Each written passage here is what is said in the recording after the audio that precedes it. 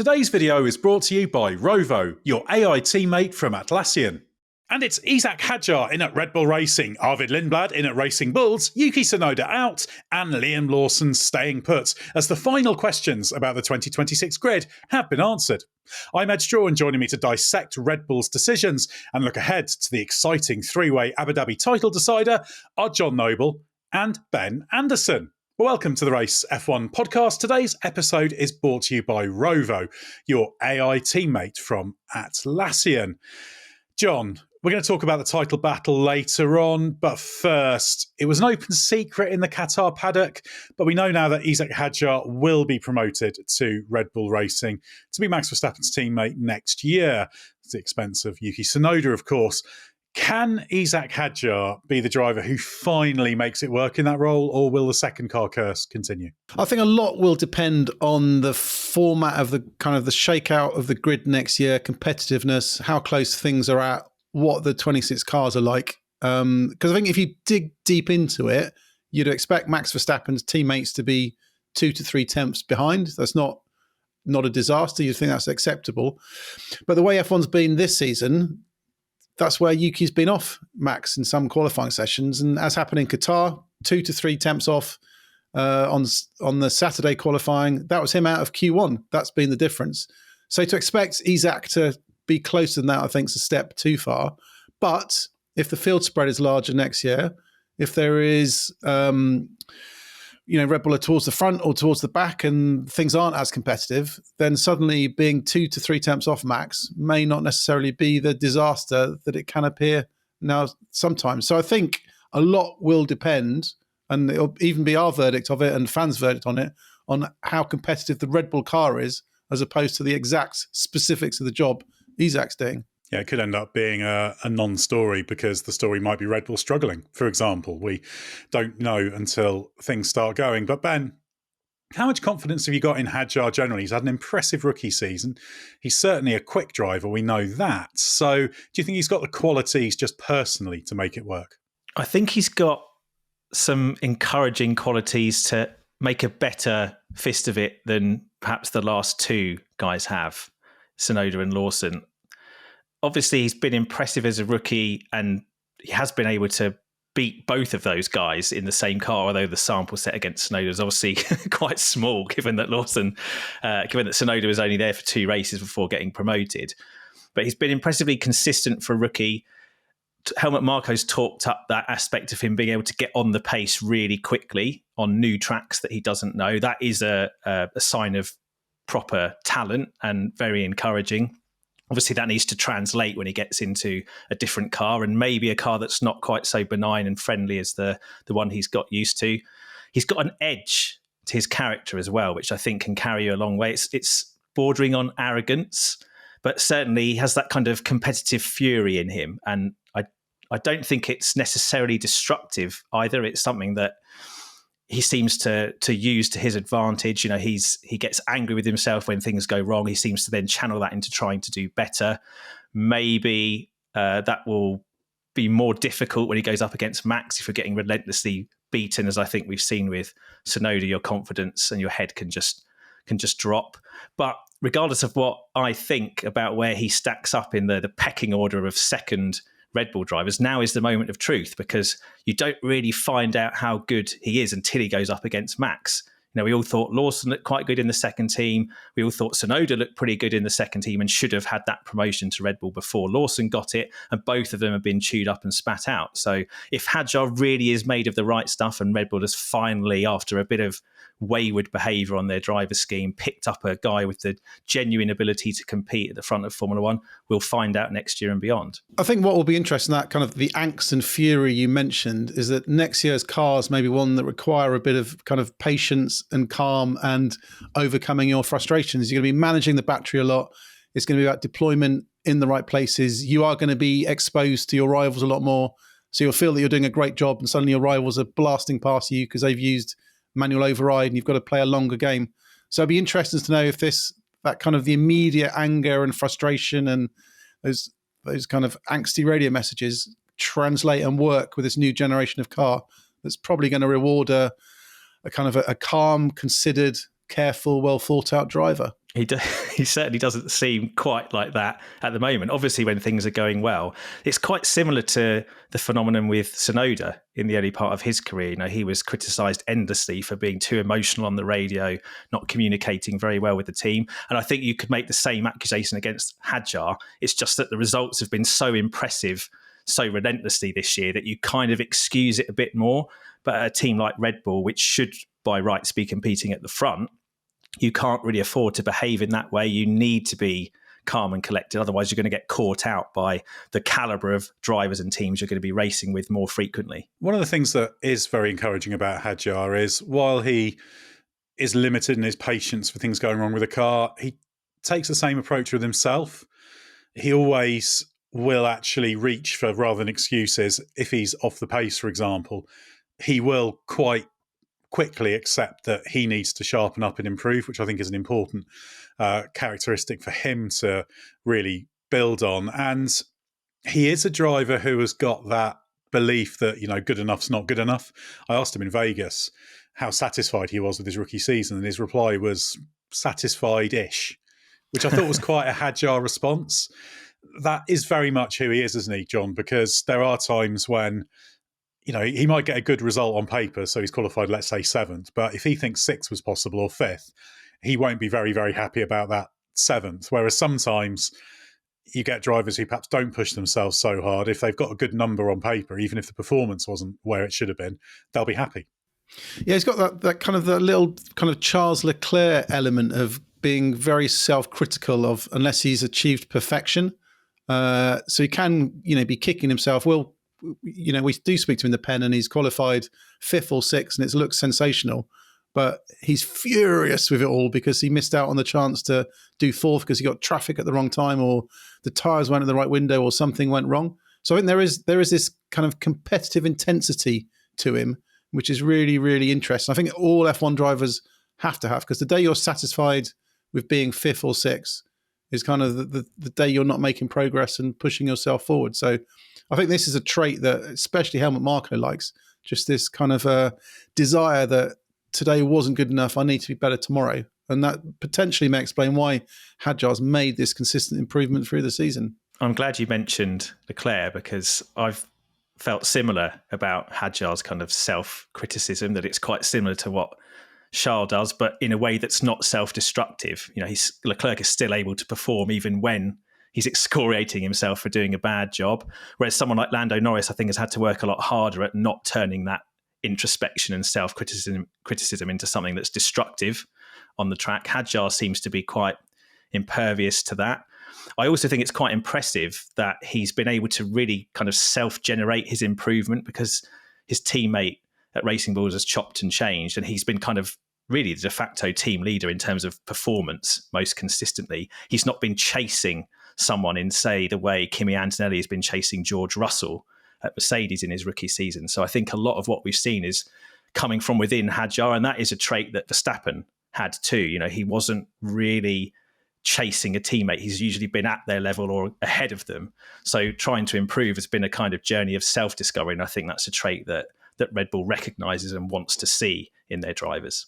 And John, for all Hadjar's qualities, throwing him into Red Bull Racing for his 2nd season is perhaps a little bit earlier than would be ideal. And it's clear that they've thrown him in because he's done a good job in the 2nd team and they've run out of patience with the driver they've got in the 1st team. And we've heard this story quite a few times now. So for all Hadjar's qualities, is it perhaps jeopardising getting the best out of him to have him thrown in for that 2nd season in Formula One?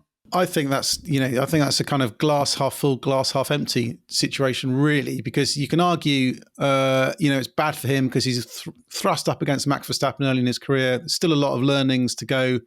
If things don't work quickly, there's more pressure on you. You can get chewed out and spat out the other end really, really quickly. So there are negatives to it. But equally, if you're good enough, you're good enough. You're going to make more progress learning against Max Verstappen in the other car at a top team than you would anywhere else in terms of making that rapid progression. So I think as Oscar Piastri has shown at McLaren, rookies can come in, be quick very, very quickly, make progress, make leaps, bigger leaps than even we anticipate season to season. I think, Ed, you've talked many times about Oscar kind of missing year 3 in Formula 1. He's gone from year 2 to year 4. So there is potential there for Isack to do well. But equally, there are the risks of pressure. And again, I think this comes down to where Red Bull are in the pecking order. If Red Bull's new powertrain isn't competitive and they're towards the back, then do those frustrations boil over? If he's well off the pace of Max in a very, very tricky car and gets frustrated with the new rules, is it too early in him to have a reputation to survive it? I think these are the uncertainties at the moment. But in F1, if you're quick enough, you're quick enough, and you've got to do the job. I'm not sure it's quite as simple as the quick enough argument, only because we've seen drivers like Pierre Gasly and Alex Albon get promoted to Red Bull too soon, get dumped, but then go on to have quite strong F1 careers and rebound. So there's a certain intersection between kind of where the driver's at and whether they're ready for the step that's taken. And I think it comes down to individual character. Piastri is a great example of somebody who's, even before they got into F1, looked like they're the right material, made of the right stuff, have the right mentality to thrive even in a high pressure environment. Not every driver is quite there, and it can take more time, and you need more patience. Mercedes are taking a lot of patience with Kimi Antonelli and have tried to take pressure off him, and now it seems like it's starting to come good. Red Bull have never done that, I don't think, with their drivers, and it doesn't seem like they're minded to change their ways either. So it will come down to how Hadjar can handle himself. Yes, there's one thing about, is he quick enough? We won't know till he goes up against Max. But I also think a lot of drivers outside of Red Bull, even if they're on the scheme, think, right, when I get into that team, I can take on Max. Because you have to have that self-belief. But then just the shock of going up against him, how quick he is, how relentless he is, how embedded he is in the team, how far he is along technically, just completely demoralizes them. You know, how often was Tsunoda saying, oh, you know, I can get there. It's just a few things, but he just can't take the step. And then Max finds a bit more performance, digs deeper as the season goes on and the pressure goes up and the results get more important. And he just leaves the second driver behind. So Hadjar will need to have a resolve of character as well as a technical understanding that maybe he hasn't developed yet because he's not been given enough time to try and run with that. It's going to be a very tall order, I think. And obviously, there is the advantage of the cars changing just in terms of ridding Red Bull of a car that's still a little bit capricious. It still has that disconnection in certain areas in terms of the kind of turn into mid-corner, transition, etc. Struggles a little bit in long corners. So that's something that Verstappen isn't a huge fan of, but he can mitigate. Ideally, that will be gone, though. So they'll be hoping that's gone next year. Now, the other problem is that there is just the fact that Verstappen is so good. He does have a high tolerance for rear instability and the strong front end, etc. And that's always the challenge you face, or often the challenge you face when you go up against a megastar driver, isn't it, John? That just they can, through their presence, it's not so much that the car's designed to make them quicker, but because their limitations are not as they are for mere mortals, it can allow them to put the car in a quicker place that's more tricky for ordinary drivers. And it's important to separate that from the actual problems that Verstappen doesn't like that he's been driving around in the Red Bulls. Yeah, teams kind of engineer and direct cars in a direction that delivers them the best lap time and performance. And that often goes with your fastest driver. So Red Bull have created a car that suits Max, not because this is Max Verstappen and will do whatever he says. It's because Max Verstappen's been their fastest driver, delivers the best results and performance, and you get your end result. And what will be interesting is these new 26 cars. We talk a lot about energy deployment, energy recovery, managing the power unit, but I think the aerodynamic interaction with how all that works is going to be even more critical. You've got to balance your straight line mode, your corner mode, your aero balance between those two, how that fits in with where you're going to save energy, deploy your energy. So are you actually going to end up in a world where the more uncomfortable your car is, actually the better off you are, because there's going to be this exponential game of better straight line mode, sacrifice a bit in corner mode, understand how to get more energy recovery in the corners by doing some crazy stuff, and bigger results come from it. So it could be that next season we see a bigger gap between those drivers that master this element and those drivers who haven't got on top of it. And that, to me, sounds like the sort of formula that a Max Verstappen, a Fernando Alonso will absolutely be on top of quicker than others, because they are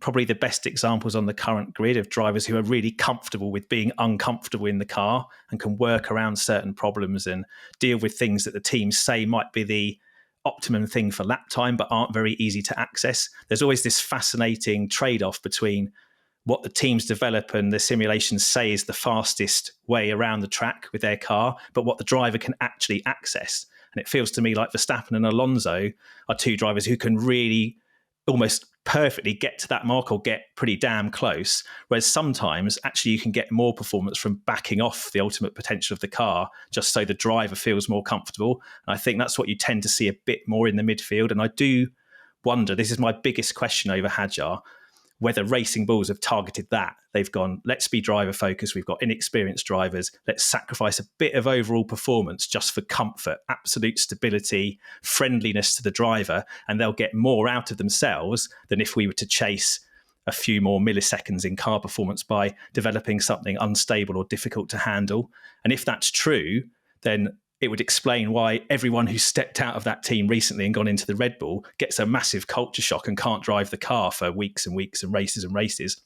And it might be a culture shock that Hadjar's got to face too, that he's maybe not ready for. And regardless of the intent behind it, it is very clear that the Racing Bulls car this year is one of the more benign and predictable cars, and the Red Bull's at the other end of the spectrum. So that's clearly what he's jumping from and into. So a fascinating challenge for him. But I've been impressed with Hadjar. I think he has been the star rookie overall this season. And even if it's a little bit early, he has earned this promotion. Now, obviously, his gain is Yuki Tsunoda's loss, Ben. Tsunoda's not going to be racing in F1 next year. Was he given a fair shot? Well, he was certainly given enough races for Red Bull to learn what they needed to learn. Many more races than Liam Lawson got in that seat.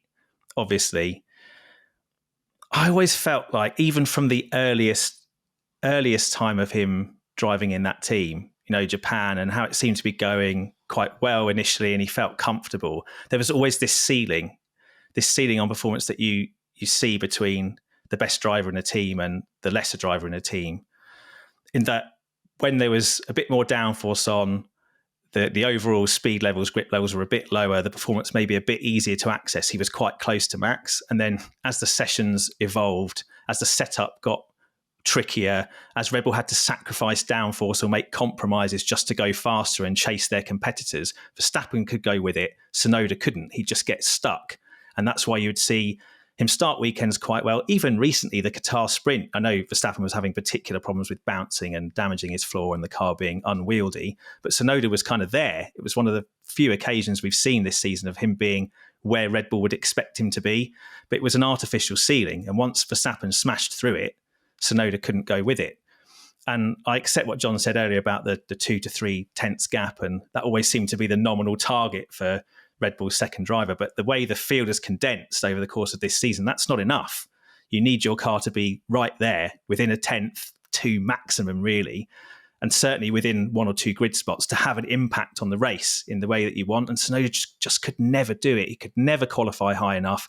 And then in the races, I mean, there's occasional flashes of decent race pace. Mexico was probably the best example, but he was always too far down, always behind cars he shouldn't have been behind, always scrapping for minor points. It was like he was in a midfield car, and he objectively isn't. I mean, and I know the spec wasn't identical, but even in a lower spec Red Bull, you would expect more performance. So there was, I think, a fundamental ceiling that he just couldn't break through, and the messaging was very familiar even from the earliest days in that car, I think. Yeah, the simple fact is he's scored 30 points since he's been in that car, and in that time Verstappen scored, I don't know, it must be over 350 hundreds in that spell. So that's pretty clear, isn't it? And John, what did you make of the team's attitude towards him? Because it seemed like it's the same old thing. They wanted him to make it work. They were willing to look at the positives and say, yeah, if you can just keep doing that. But it never happened, didn't it? You'd see qualifying pace would turn up and then the race pace would be bad. The race pace would improve, the qualifying pace would go away. Brief snatches when he could deliver both. Mexico maybe, perhaps the high point. But I guess they just got to the point where they thought, no, this just isn't going to work. With the best will in the world, we just know that you don't have what it takes to fill this role for us. Is that the impression you've had? Yeah, I think as Ben says, he probably hit his limit. That what they saw, that 2 to 3 tenths off Max is no disaster. Perfectly acceptable if you want a number 2 to be 2 to 3 tenths off. But this is Red Bull Racing. It's learned in its battle with Lando Norris and Oscar Piastri this year that your rivals have got 2 very strong drivers for the Constructors' Championship, because they, probably will end up maybe 3rd overall this year because the second car hasn't scored enough. And in Yuki, it probably is about progression. You want a driver who's going to improve. That 3 tenths the following season turns into 2 tenths, and then the following season turns into 1 tenth, whereas Yuki's been around long enough.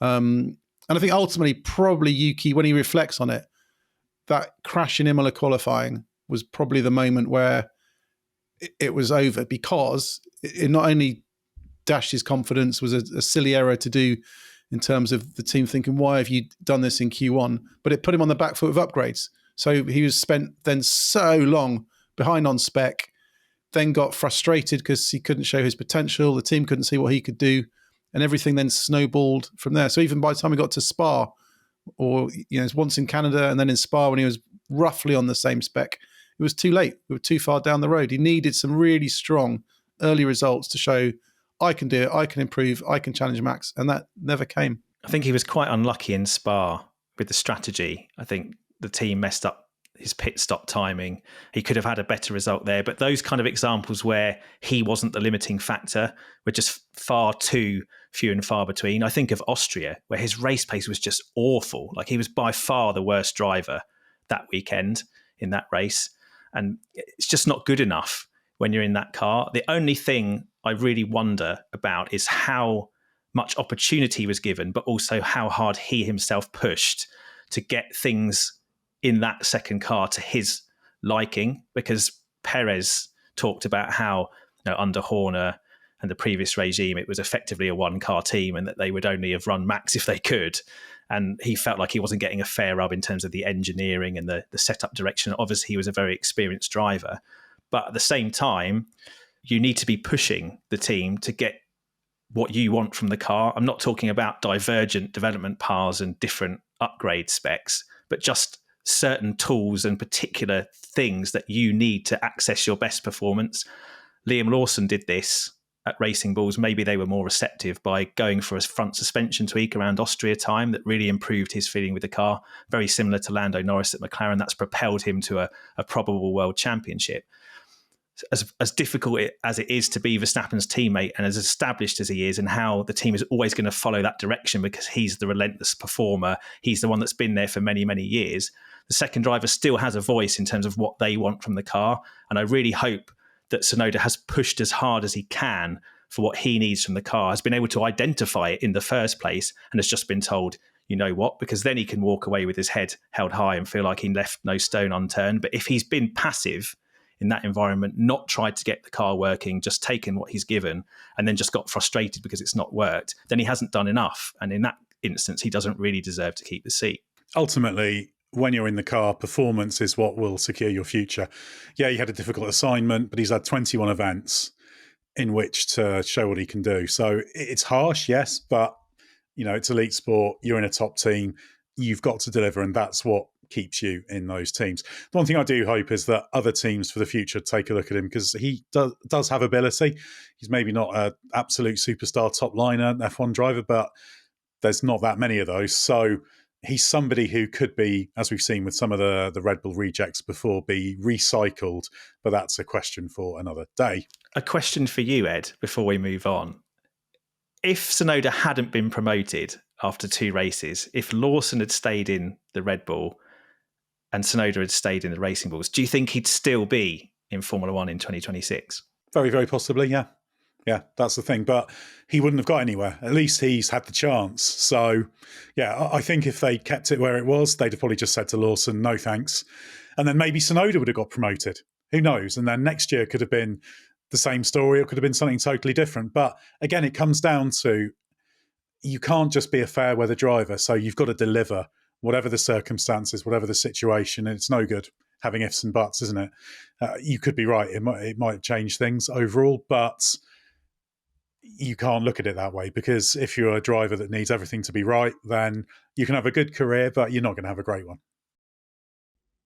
Today's video is brought to you by Rovo, your AI teammate from Atlassian. Rovo connects knowledge, people, and workflows so teams can work smarter and move faster. It helps people find answers, make decisions, and automate work securely and with context through search, chat, agents, and studio. Rovo runs on the Teamwork Graph, Atlassian's intelligent layer that unifies data across all of your first and third-party apps so no knowledge gets left behind, and so you always get personalised AI insights from day one.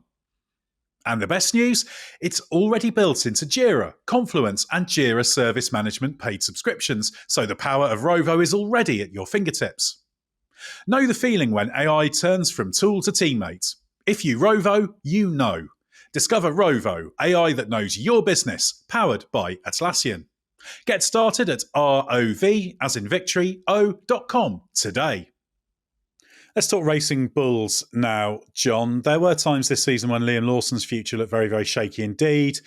This feels a little bit like a stay of execution, but he will be the experienced hand at Racing Bulls alongside Arvid Lindblad. Fair reward, do you think, for the pain he's gone through this year being axed by Red Bull after just 2 races? I think he still had to perform. I think there was no guarantee that he was going to keep this seat into 26. If he'd kind of stumbled along, not done very much, gone out with a whimper, I don't think anyone would have been... There would have been no second thought from Red Bull about getting somebody else in or even moving Yuki across. So he had to earn that seat. And I think he pushed on a lot. As Ben said, this suspension change that came in for Austria was very similar to the Lando scenario, just giving him more feel at the front of the car. And he said it was transformed. Like the very first time he tried it, completely different feel, lifted everything up, and it pushed off. And he kept his head up after getting dropped by Red Bull. I've spoken to him.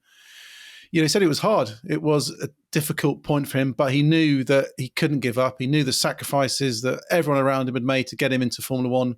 And he knew if you're going to stay in Formula One, then the best way to do it is to show what you can do in a car. It's not, you know, when he was a reserve driver, there's no opportunity to show what you can do other than put your hand up in a meeting and try and say something clever in front of Helmut Marko or Christian Horner.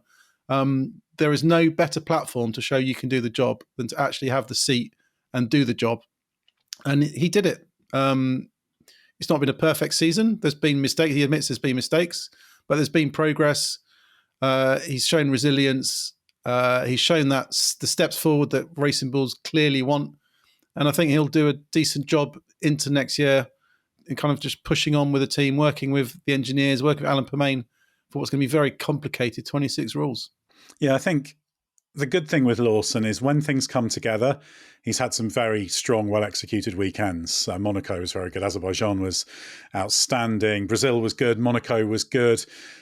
He has been generally slower than Hadjar, ultimately. I think he's beaten him in qualifying maybe 6 times across all sessions, all things considered. So he's not shown kind of searing pace, but when things are right, they're decent. But he has sometimes struggled to string together weekends, even once those changes have been made. So he's an interesting driver, isn't he, Ben? Because I think we'll see the best of him with a proper pre-season. He's not had a full season. His only full season he's had in Formula One was this year, and he got binned by Red Bull Racing after 2 races. So next year, hopefully, will be proper pre-season with the team he's driving for, then full year. So that at least puts him in the position to show his best potential. I'm not convinced. Well, I don't think he's a superstar, but he can be a good, solid, decent, capable F1 driver.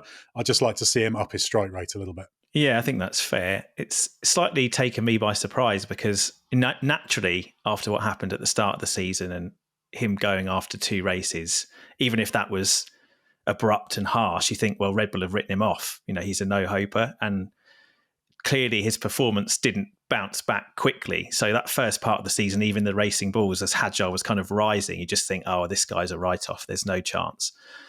And then the Austria suspension change happens. Austria was probably the first time he really turned things around. That was one of his peaks. And you thought, oh, well, that's good. You know, it's good to see Lawson finally get a result because he'd had weekends where he felt the underlying pace was there in flashes, but it just hadn't come together at the crucial moment. He qualified too low down, hadn't been able to execute the race, too scruffy. I think he's still a bit scruffy, although he's capable of matching or beating Hadjar, the performances are always a little bit too wayward, a little bit rough. You know, he can get involved in scrapes in battle on track.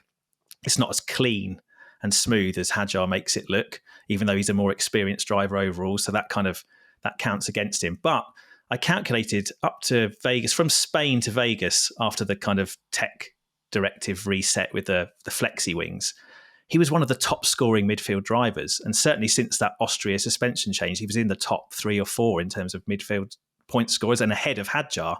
So it does show you that Lawson, even if his season's been wayward at times, the peaks are there and he has earned a chance to stay on. I don't think it will take him very far. I imagine Red Bull will use him as a benchmark for Arvid Lindblad. And then once they're convinced, or if they're convinced that Lindblad is what they think he is, Lawson will be ejected and it will be next cab off the rank time. But good on Lawson for earning his stay of execution.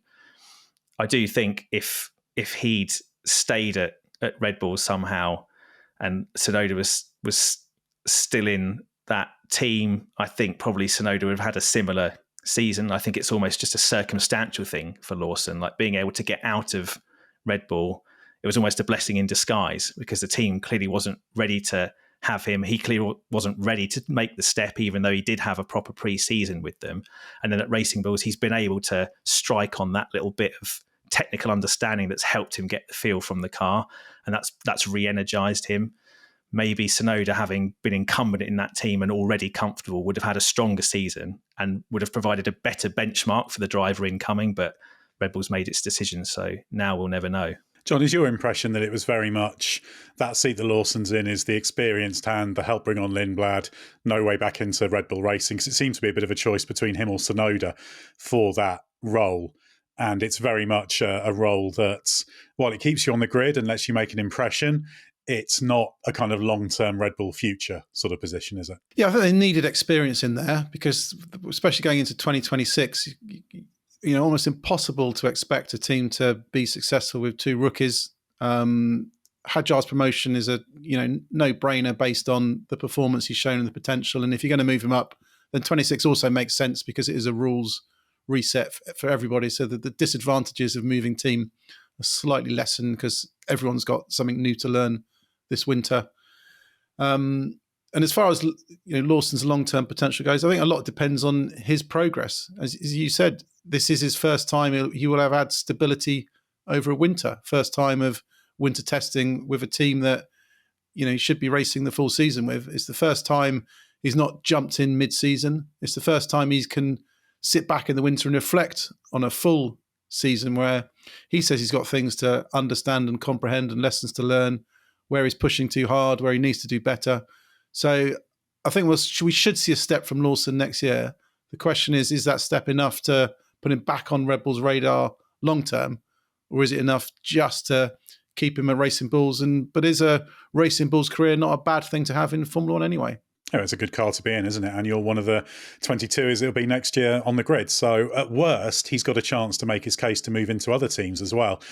I think it would take something of a miracle in terms of his performance to get back into Red Bull Racing contention, but obviously it depends on what goes on there. But all credit to him for having turned what could have been a career-killing move, being binned after 2 races, into actually another season next year. I think that's required some resilience on his part. So hats off to him there. Ben, we should talk about Arvid Lindblad. He is the next cab off the rank for Red Bull. They're very excited about him. Anglo-Swedish driver, 6th in F2 currently. He was 4th in F3 last year. What should we expect from him? F2, as we know from recent seasons, not always giving you the best read in terms of results on who is the most impressive. Kimi Antonelli, Ollie Behrman, doing great jobs now in F1 as rookies, had, very underwhelming F2 seasons last year. Lindblad's season not as underwhelming as theirs, but perhaps underwhelming in the sense of, a Red Bull junior that they're really excited about and think can do great things in F1 because, as you say, only 6th. He's won a few races, had too many incidents. But those on our team, like Josh Sutil, who follow F2 very closely, say that his peaks have been really impressive. Dominated the Barcelona feature race at his best. He's very exciting. So our guys following the junior categories closely rate him. They can see why Red Bull rates him. But I imagine what's really secured this for him, and maybe this is what's done for Tsunoda as well, is his performances in the F1 car. He's had 2 free practice sessions with Red Bull this year. Silverstone, he did a good job. I think it was about half a second off Verstappen. That was closer than Tsunoda managed in FP2 the same weekend, which would have rang alarm bells, I think, for Red Bull in terms of where Tsunoda was at. And then Mexico, he took over Verstappen's car for a second rookie run and was quicker than Tsunoda in that session.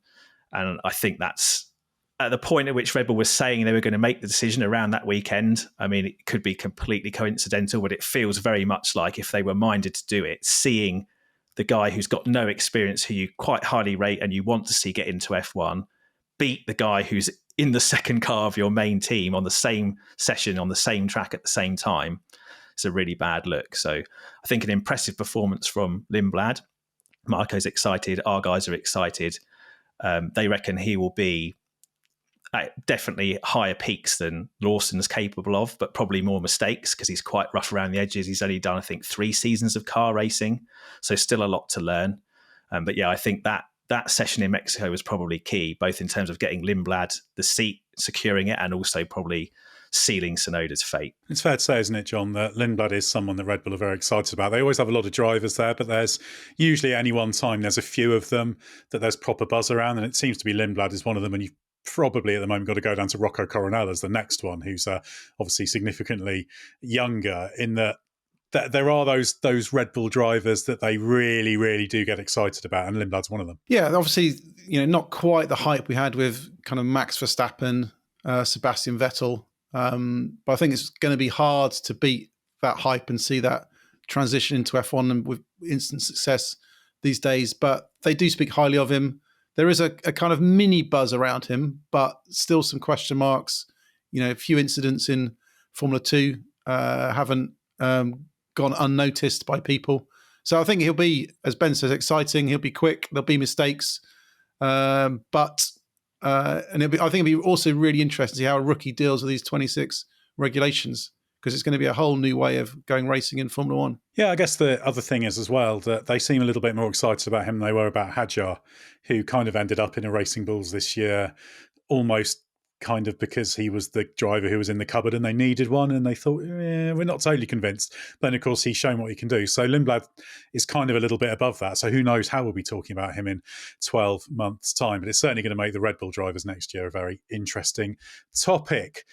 Now, this is your last chance for our Black Friday offer, because if you're interested in joining the Race Members Club on Patreon, loads and loads of content there. Ed shared, there's driver rankings Q&A. Ben's done those this week, so you'll be able to see that. Exactly. So you'll be able to see some proper rankings for once. Exactly. From the Pound World, Edd Straw, as we like to call you.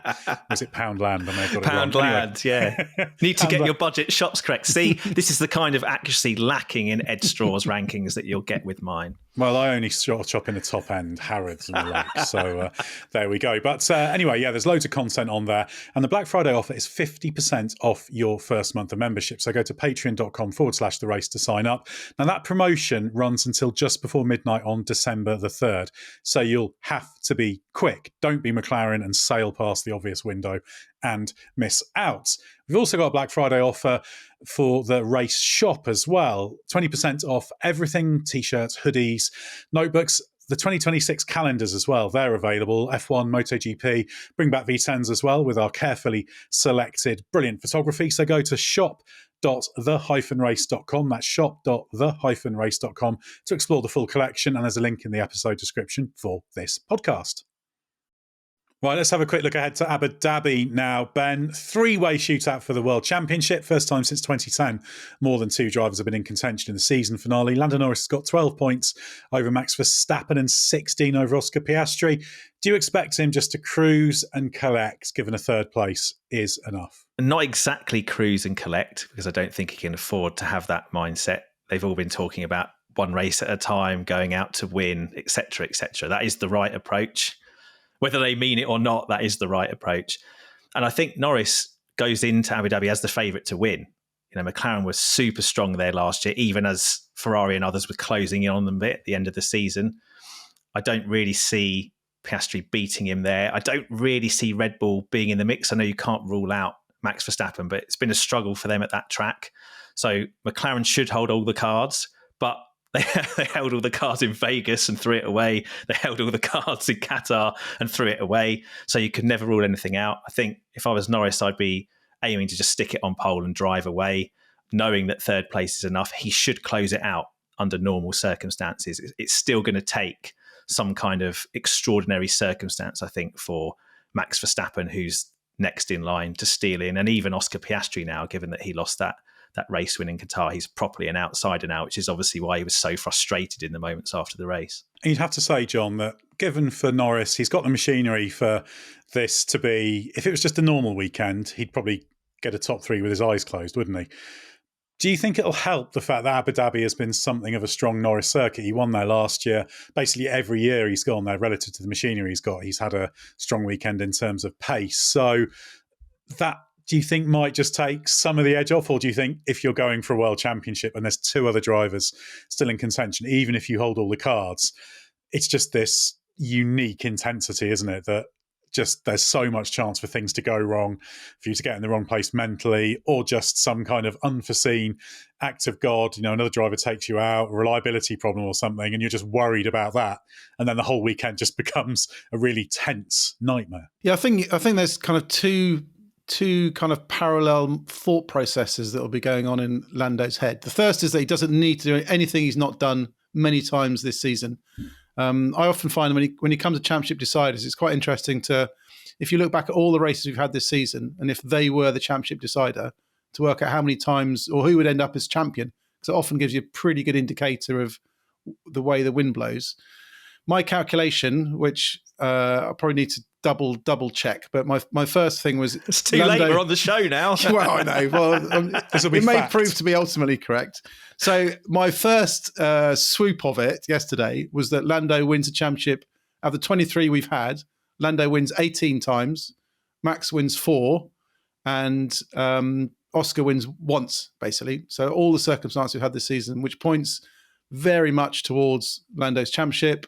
You can also think that one of those 4 was Vegas, where Lando had finished where he needed to finish anyway. So you can probably take that out as well. So it all looks good for Lando. But then at the back of his head, A is 2 of those 4 came in the last 2 races. So the trend isn't very good. But I think also the biggest enemy for Lando isn't him not doing the job pace-wise. It isn't that the car will be too slow. It isn't that McLaren. It isn't that Max could be too quick and he's not able to counter him. I think it's that he's now at the whim of the unknown. He's at the whim of a doomsday set of circumstances happening that derail it through no fault of his own, because they've left themselves exposed by taking it to the final round. So it could be reliability, it could be a crash, it could be a badly timed safety car, it could be a pit stop going wrong. There are lots and lots of elements now that you're not in control of. And it's often the uncontrollables that can be so decisive when it comes to these one-off events. It's why, like World Karting Finals are, sometimes the quickest driver doesn't win. Why the Macau Grand Prix, quickest driver doesn't win. When you get down to singular events, sometimes doing the job isn't good enough because your luck's against you. And I think that's a bigger danger to Lando than anything he or the team can do themselves. Yeah, I think that's a really good point. There's a lot of extra stress and needless tension built into this final race now, because McLaren should have this wrapped up. One of their drivers should be champion already, but the way it's gone, the way they've fumbled things, mishandled certain races, they've let Verstappen in. He should, by rights, have no chance going into this final race, and he still somehow has an outside chance of winning it, and that will just completely ratchet up the tension for McLaren. If everything goes smoothly, and let's say Norris closes it out, they can just breathe a massive sigh of relief. But there'll still be those questions of, how did it take you so long to get this over the line? And they can field those and just be like, okay, we just about got through, by the skin of our teeth with these racing principles and whatnot. But if they lose it somehow from this position, and as John says, because you're going into the unknown, because it's a title decider, because anything can happen in a race like that, and one more bad performance could obliterate everything. If they somehow lose it from the position they had in the summer, it will just be irreconcilable. I don't know how they can justify that kind of drop off and letting Max sneak in through the back door. So that will be on their minds. They'll say it's not, and it's just one race at a time, but everyone at McLaren will be feeling that extra pressure created by this scenario heading into Abu Dhabi. Yeah, and Red Bull and Max Verstappen, it's not that they don't care if they win, they want to win it, but because they're almost there as a bonus, and Verstappen's won the title 4 times already, whereas the 2 McLaren drivers are chasing the first one, it's a slightly different situation, isn't it? And just title deciders do funny things, don't they? Think back to the ones we've been through, the madness of Interlagos 08, what happened in Abu Dhabi in 2010, where Alonso's strategy went spectacularly wrong. You had the 2016 one where Hamilton was trying to back up Rosberg and see if he could make something happen. You had the jeopardy of double points in 2014, 2021. We won't go back to that one, but lots happened there as well. So it's funny, isn't it, John? Just these title deciding weekends, even when it's a relatively simple equation, they're so hyped, they're so tense, there's so much talk, there's so much pressure on it that just the weirdest things do tend to happen because everybody's on edge. You didn't even mention 2012 where Vettel had that damage on the first lap, for example. So, when there's a title decider, very often strange scenarios arise. Yeah, I keep this phrase that keeps coming up is the most likely outcome is the most entertaining, that this isn't going to be a straightforward weekend, that strange things do happen on championship deciders. People start playing more mind games because they matter. Small little elements that normally you wouldn't be bothered about suddenly take on more relevance. You get more paranoid about reliability, more paranoid about performance. There'll be, Red Bull and Max are going to be playing games with McLaren, and McLaren will be playing games with Red Bull and Max. You've got that uncertainty on Yuki Tsunoda. He was quick in parts in Qatar. If he matches that pace in Abu Dhabi, what's he going to do knowing that he hasn't yet got a job for next season? The dangers of a driver being super aggressive. We saw in 21 when, Sergio Perez was backing drivers up or backing Lewis up in a bid to kind of disrupt things. Abu Dhabi is a place you can play games. So it isn't just another race. It isn't just one of 24. There's much more at stake. The pressures are higher. And I think the risks of losing it all are extreme. And I think the benefit that Max has is that taking it to the final round is a bonus to him. That he's done far more than he anticipated this year. He shouldn't be in the championship fight. This should have gone ages ago. But that he's in it, that he's got the tiniest of sniffs is an absolute bonus for him. It's almost like he's going to a casino and has been given someone else's money. And if he wins with it, he gets to take it home. And if he loses, it doesn't particularly matter because it was a bonus anyway. Well, Zach Brown has called him that figure in a horror movie. He's Chucky. Just constantly lurking. Chucky. Yeah, well, Max said, didn't he? He can call me Chucky. Just someone who's always there, won't go away. This like relentless threat. But he shouldn't be. Like McLaren have gifted him that position.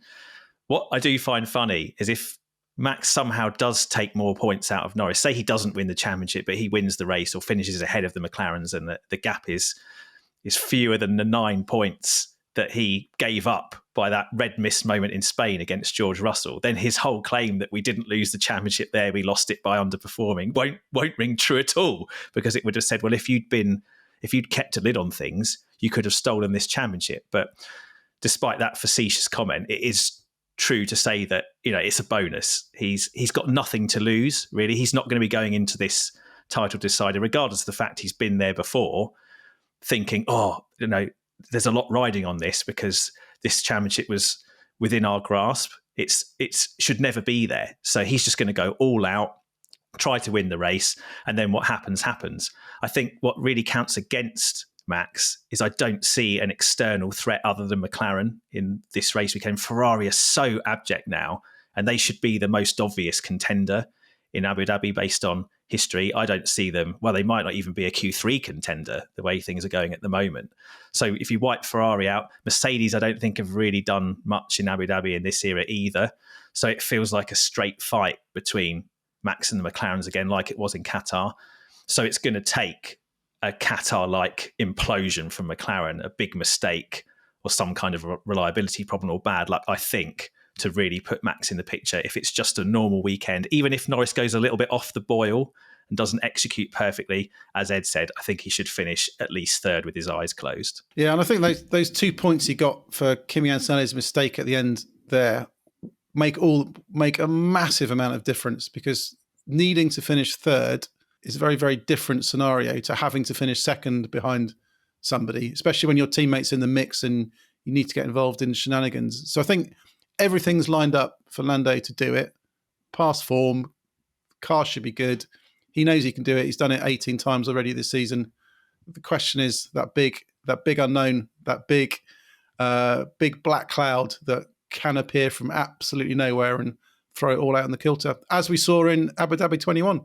Lewis was, long gone. It was going to be perhaps the most straightforward championship finale he's ever had, and it turned all on its head in the blink of an eye. Yeah, strange things happen in F1 title deciders, and of course there's always the possibility. It's fairly unlikely, but there's always the chance you could have Piastri given the call to cede a position to give Norris the championship, which I think would qualify under your law, John, of the most fun kind of outcome, because that'd be quite good for the old narrative, wouldn't it? So that there's just so many things that can happen, and yeah. Although Norris has got all the cards, it will not feel like that to him. He will not feel in control, because this is everything he has worked towards for the whole of his career. And, Norris knows it's in his hands. Verstappen's got the sort of free hit at it. Piastri knows that all he can go out and do is try and win the race and see what happens. So he's got kind of a relatively simple assignment, and it's that complexity and the mental toll of it that's going to make it, a stressful weekend for Norris at the end of a very, very long season. And we, of course, will be there on the ground in Abu Dhabi to cover every moment of it. So thanks very much, Ben and John. We're now going to start heading off towards Abu Dhabi, in fact. So stay with us for everything you need to know from the world of Formula One.